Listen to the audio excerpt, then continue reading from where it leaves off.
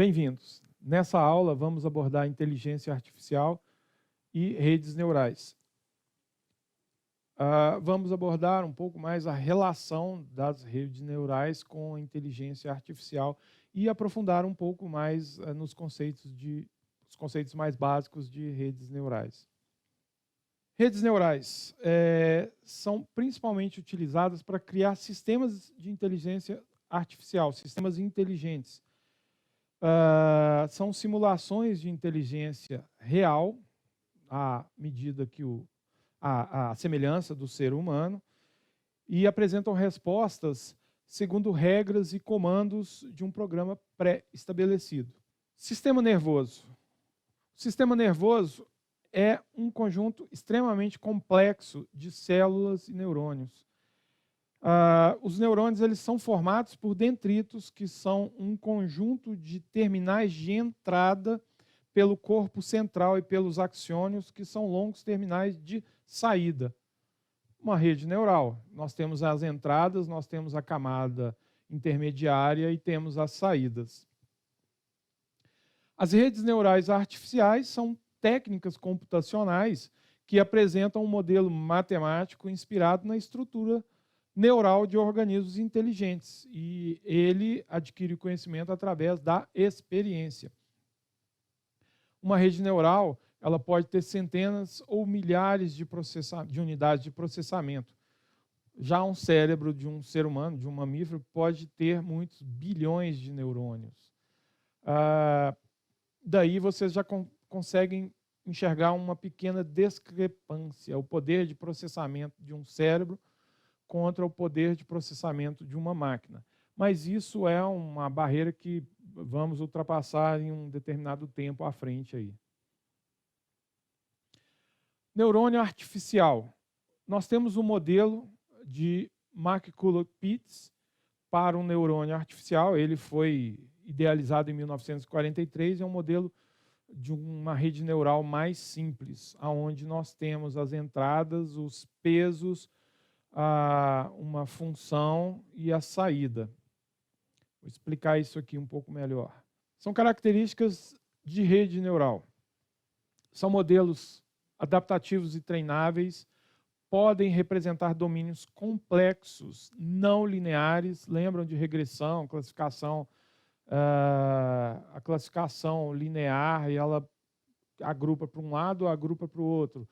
A regressão linear, ela tem aquela predição, aquela continuidade através da reta. Já as redes neurais, elas trabalham com situações mais complexas e que provavelmente não são tratáveis com processos lineares. São capazes de generalizar diante de informações completas. Ela aprende, mas não tem todo o conhecimento, e mesmo assim ela consegue generalizar. São robustas, são capazes de fazer armazenamento associativo de informações, processam informações de espaço ou temporais e possuem um grande paralelismo, que confere uma grande capacidade de processamento. São modelos computacionais inspirados no cérebro humano e aprendem através de exemplos, compostas por várias unidades de processamento, assim como os neurônios. São interligadas por conexões que seriam similares às sinapses. Cada conexão possui um peso associado, que seria o peso sináptico, e é composta das camadas de entrada, camada intermediária e a camada de saída.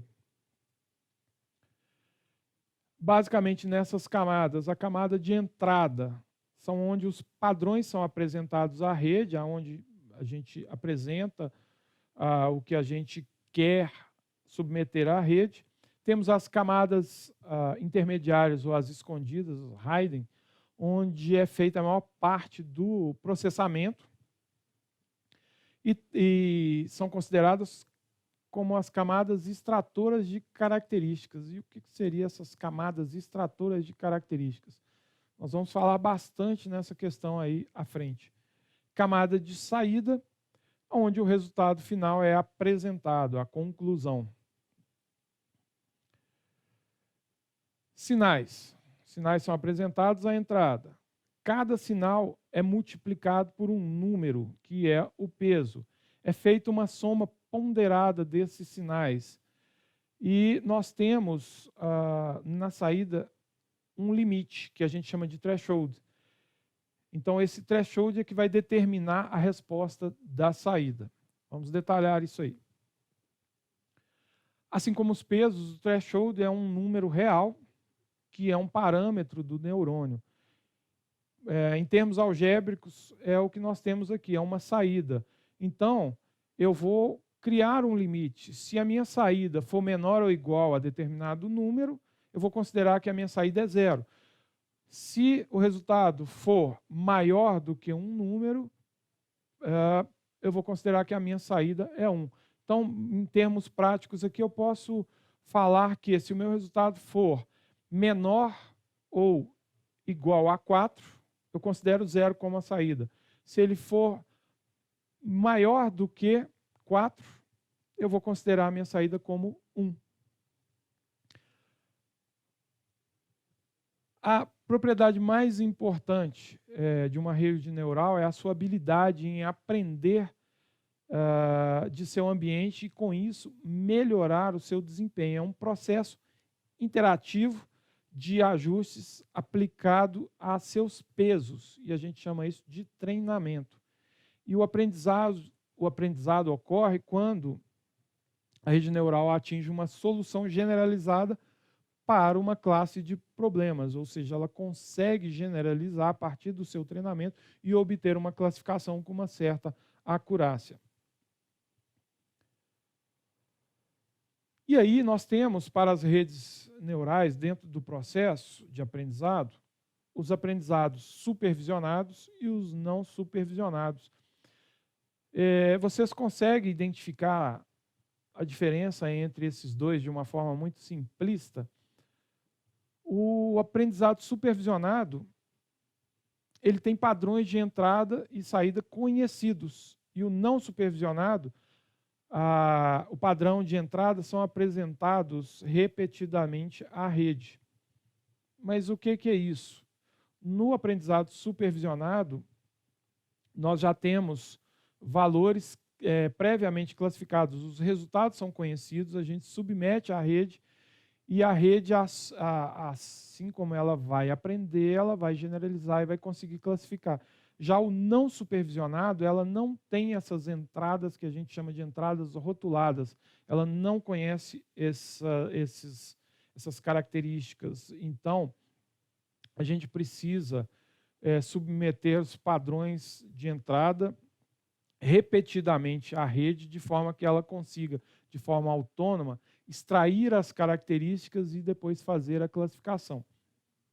A gente vai discutir mais a fundo o aprendizado supervisionado e o não supervisionado, e através até de imagens vocês vão identificar isso de uma forma mais clara. Portanto, vimos um pouco de conceito da inteligência artificial mais ligada às redes neurais. Vimos um pouco superficialmente das camadas e dos tipos de aprendizado. Na próxima aula, a gente vai abordar a rede neural um pouco mais e especificamente o perceptron, que é uma visão simples de uma rede neural. Obrigado, vejo vocês na próxima aula.